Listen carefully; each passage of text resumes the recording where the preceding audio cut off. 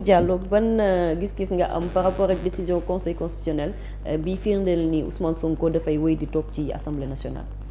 waaw xam nga bi ma ko jàngatee mën naa kaa jàngatee si ñetti pàcc d'abord li conseil constitutionnel wax ensuite les requérants mooy ñiy dem si moom sàkku mu àddu si décision bi bureau de l'Assemblée nationale jël pour réintégrer le député Ousmane Sonko li ñu wax conseil constitutionnel. ak si geneen wàll lii Ousmane Sonko à travers son avocat wax conseil constitutionnel donc je pense que loolu buñ si amee leeral dina gën a gindi ñi ni seetaan peut-être par rapport ak cëslaay décision bi nga xamante ni moom la conseil constitutionnel jël te conséquence bi moo si am solo moom mooy Ousmane Sonko dafay wéy di des assemblée nationale wéy di nekk président de l'assemblée nationale donc defe naa ne loolu moom mooy quintessence su décision bi incompétence bi loolu lay tekki dëggantaan même bu nekkee le conseil constitutionnel duggul au fond si mbir mi xam nga boo xoolee si considérant 3 bi conseil constitutionnel bu ñu si wax lii ñoom Tafsir Thioye ak yooyu jàpp li war a tax le conseil constitutionnel di àddu si mbir mi parce que ñoom boo xoolee ñu ngi wax ne que ñoom invoqué nañ d'une part les dispositions de l'article 92 de la constitution du Sénégal l'article 92 moom mooy wax si conseil constitutionnel. boobu sax bëggoon naa la ci leeral la balaa ngay dem. parce que oui l'article 92 ci alinéa 2 bi. xam nga déjà foofu rek pour man peut-être que mais bu fekk lire nga ko. parce que dana le conseil constitutionnel. juge de la régularité des élections nationales. et des consultations référendaires et en proclame les résultats. Point. Après mu ne la les décisions du conseil constitutionnel s'imposent à toutes les autorités juridictionnelles et administratives. Voilà et aucune voie de recours. amul benn voie de recours boo xam ne bu ci mën topp na. parce que man pour man cette phrase là dafa am importance. Ouais. Donc l'article 92 foofu noonu ça parle des compétences du conseil constitutionnel et des conséquences aussi de ces décisions qui s'imposent à toutes les juridictions administratives et juridictionnelles donc ça s'impose à tout le monde. amul voie de recours aucune voie de recours n'est offerte loolu c'est d'une part. De l'autre ñëw si loi organique bi nga xam ne nii moom moo tënk le conseil constitutionnel waaye nag mu ñëw si benn décision boo xam ne nii le conseil constitutionnel daf koo jëloon c'est la décision du 15 février 2024 de la juridiction constitutionnelle donc les requérants si loolu leen sukkandiku pour expliquer qu'en sa qualité de juge de la régularité de l'élection des députés et de régulateur du fonctionnement des institutions le conseil constitutionnel peut à ce titre connaître de la décision attaquée donc fii ñoom danoo jàpp ne que entre autres bu ñu sukkandikoo ci décision bi nga xamante ni moom la conseil constitutionnel joxe woon le 15 février 2024 jàpp leen date bi le 15 février 2024 donc avant la présidentielle donc war nañ mën a sukkandiku ci loolu pour que mu war a mën a àddu ci mbir mi léegi dañuy dem ci décision bi conseil constitutionnel génnee woon le 15 février 2024 pour ñu mën a xam ndax contexte yi benn la wala ndax du benn d'abord décision boobu mi ngi bàyyeekoo ci benn càkkutéef boo xam ne bëri woon na ñu interpellé woon wala ñu saisiroon boog c'est le terme le plus approprié le conseil constitutionnel lan moo xewoon li xewoon mooy dañoo dem ba ci biir ñu waroon tenir élection yi defe naa initialement le 25 février 2024 initialement su ma juumul ci date bi ñu dem ba ci biir ñu ne dañuy modifier la constitution notamment l'article 31 de la constitution pour am dérogation à l'article 31 de la constitution pour en conséquence mën a randal élection yi yokk mandat ba décembre te boo xoolee si ponk yi nga xam dafa intangible dans la constitution bokk na ci la durée du mandat présidentiel donc ñoom ñu bëggoon une dérogation par rapport à l'article 31 de la constitution pour que loolu mën a am conséquence boo xam ne nii li muy yóbbee moom mooy ñu randal élection yi ba décembre 2024 donc loolu bi mu amee ñi nga xam ne ñoo defoon càkkuteef fi ay député bokkoon na ci ñu ci mel nii Ayib Salim Daffé ak Samba Dang moom il avait agi au nom de 38 autres députés Babacar Mbaye je suppose que c'est Aba Mbaye parce que jamono jooju xam nga Yewwi tas na jamono jooju noonu et 16 autres députés kon mooy yeneen députés yi nga xam te nii peut-être ñoom la bokkal taxawaay ci jamono jooju ak ay candidats dont El Hadj Malick Gakou Cheikh Tidiane Dièye Habib Sy Bassirou Diomaye Diakhar Faye El Hadj Mamadou Diawo Thierno Alassane Sall et Daouda Ndiaye ñoo nekk candidat à la présidentielle du 25 février voilà maa ngi doon seet date bi même si décision bi ñu ngi si préciser ne que c'était kon jamono jooju dàq amagul donc c'était ba foofu noonu la présidentielle était prévue le 25 février 2024 donc wax naa lii ñu demoon attaqué ji ça concernait directement la constitution notamment son article 31 bi nga xam ne ni moom lañ bëggoon def dérogation bu mën a am conséquence bu ñuy dàq élection yi ba décembre 2024 wax naa ñan noo def requête bi wax naa fan lañ ko def moom jamono jooju ñoom ñaal na ko yàlla yërëm ñoom président Badio Camara ñoo fa nekkoon léegi dafa am benn considérant boo xam ne ni fa la requérant yi bëggoon sukkandiku c'est notamment le considérant 19 moo tax foofu ngay jëlee buy les requérants mooy ñoom député yi mooy ñoom Abdou Mbow ak ñoom caf si cooy yooyu bu ñu koy naan en sa qualité de régulateur du fonctionnement des institutions donc loolu da nga koy yóbbuwaat si considérant 19 bi le conseil constitutionnel génne woon décision du 15 février 2024 considérant qu'au regard de l'esprit et de la lettre de la constitution et de la loi organique relative au conseil constitutionnel le conseil constitutionnel doit toujours être en mesure d'exercer son pouvoir de régulateur. Le Conseil constitutionnel doit toujours être en mesure d'exercer son pouvoir de régulateur et de remplir ses missions au nom de l'intérêt général, de l'ordre public, de la paix, de la stabilité des institutions et du principe de la nécessaire continuité de leur fonctionnement. Donc li boo ko tekkee ci wolof baaw conseil constitutionnel si considérant 19 bi mi ngi wax ne que conseil constitutionnel si jamono contexte bi nekkoon dafa war saay su ne di bàyyi xel bu baax a baax si kaw li ko constitution may ngir maanaam mën a exercer doole yi ko constitution may pour mën a jouer le rôle de régulateur mooy bu ñu demee ba jamono daxasoo mu jël ay décisions yoo xam ne dafay gën a indi dal waaye ku nekk aussi mu yemale fa nga war a yem pour réew mi gën a mën a nekk si dal institution yi gën a mën a dox waaye remplir ses missions au nom de l'intérêt général mooy xool tamit li nga xam ne ni moo gën a yell lii gën si réew mi intérêt général noonu laa ko mën a tekkee mooy lii gën si réew mi mu dogal loolu waaye tam lii gën a mën a indi dal de l'ordre public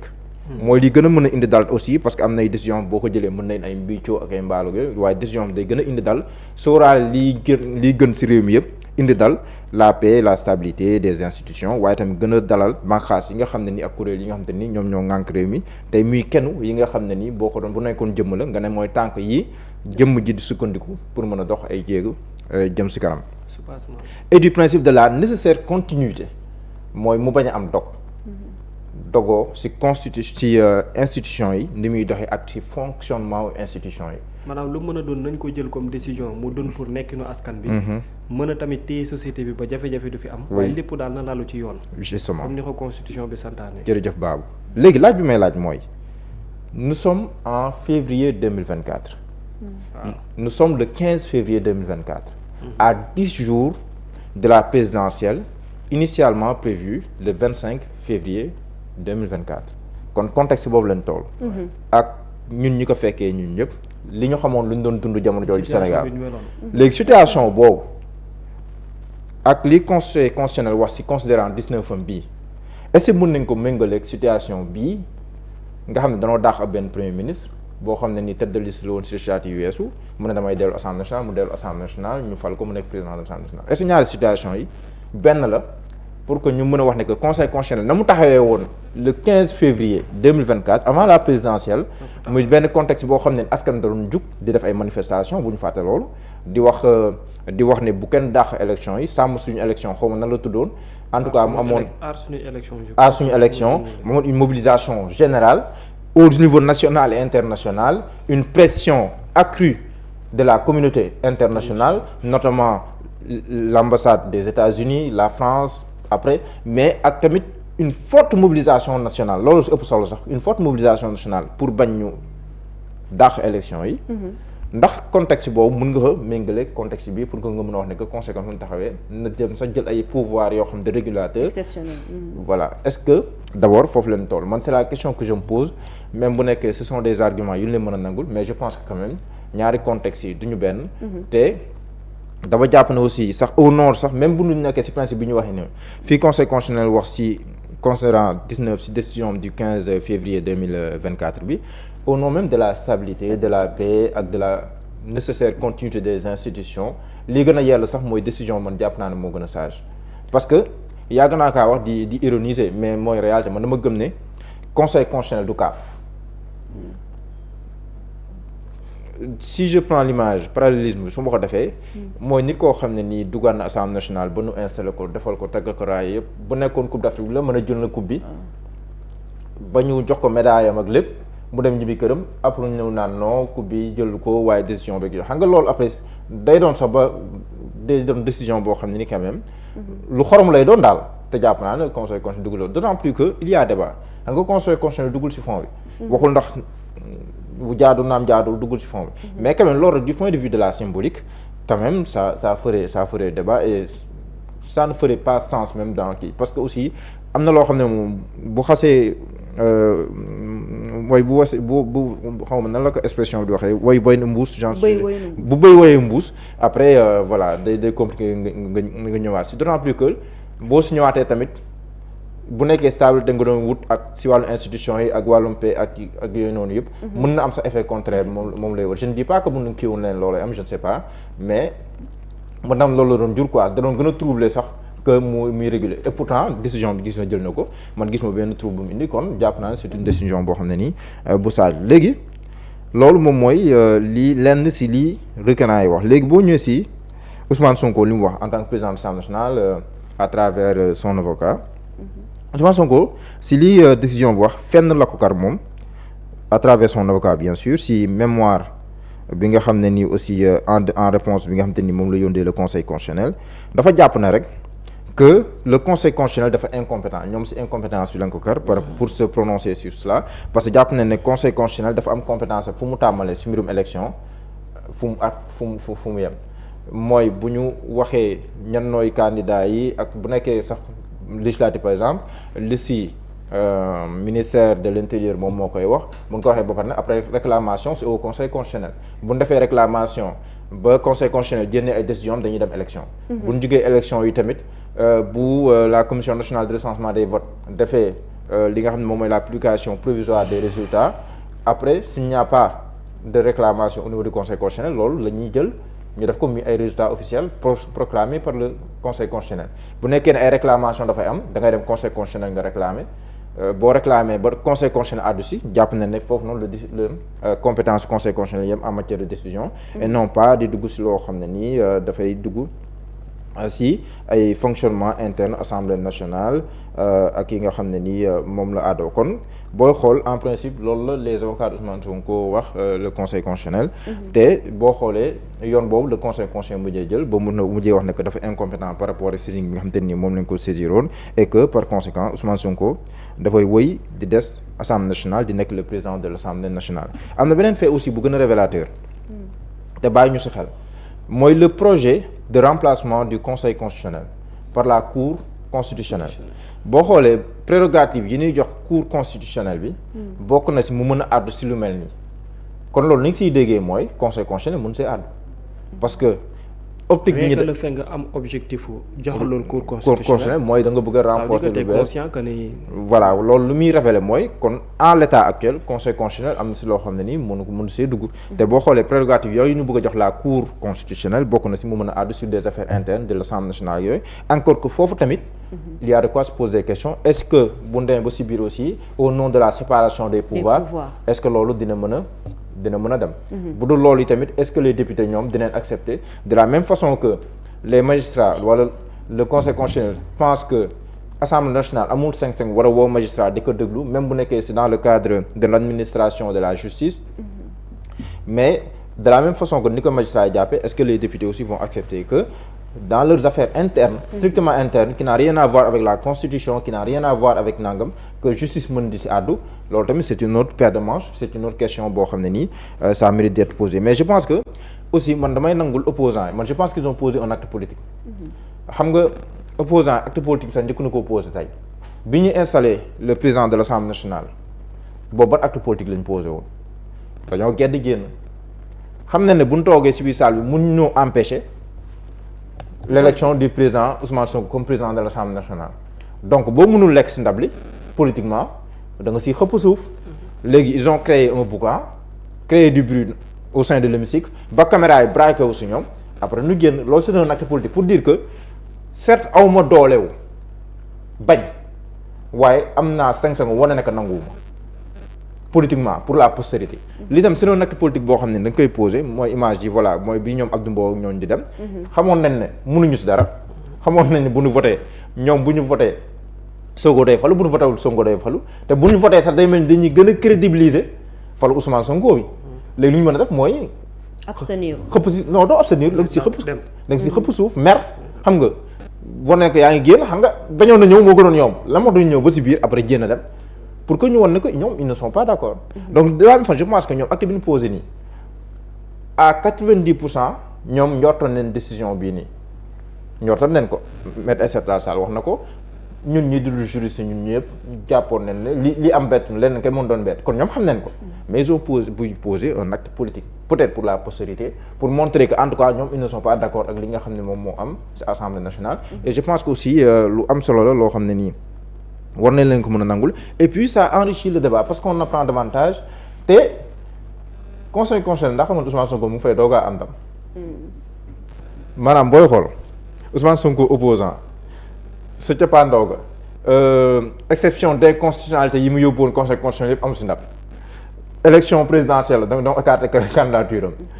ba si sax lu bëri ay loi yoo xam ne nii loolu ça ne concerne pas directement ay loi yu bëree bëri yoo xam ne ni Pastef groupe parlementaire Pastef yóbbu na ko Assemblée nationale mais da leen betti l'interprétation de la loi d'amnistie conseil constitutionnel daf leen betti la loi sur le CRM le conseil de régulation de kii da leen betti seen règlement intérieur ba conseil constitutionnel daf leen betti maanaam bëri na ay loi yoo xam bi ko yóbbee conseil constitutionnel daf leen betti kon conseil constitutionnel da doon betti waa Pastef gars yi di tàccu bi yoon nag bu conseil constitutionnel jënd itam décision nen nangu rek loolaa gis quoi maanaam conseil constitutionnel mu amul dara loo koy ŋàññ parce que jël na ay décisions yu arrangé Pastef tey waaye démb jëloon na ay décisions yu arrangé wul Pastef te pourtant ñëpp doon tàccu kon kay nañ ñëpp woy di tàccu rek te xam ne conseil constitutionnel nag décision bi mu jël ça s'impose à tout le monde maa gis ñeneen di wax ay nañ dem cour suprême ak yooyu je pense que parce que jàpp na ne comme c'est un acte administratif nañ dem chambre administrative bu cour suprême non je ne pense pas oui mais peut-être sax dinañ ko jéem mais je pense que cette décision-là elle s'impose à tout le monde et que cette incompétence du conseil constitutionnel profite à Ousmane Sonko tey jii si yeneen anam daan na profiter yeneen régime yi nga xam ne ñoo fi nekkoon ñun dañoo tooñee conseil constitutionnel naan incompétent rek mais nit mënoo dem au-delà de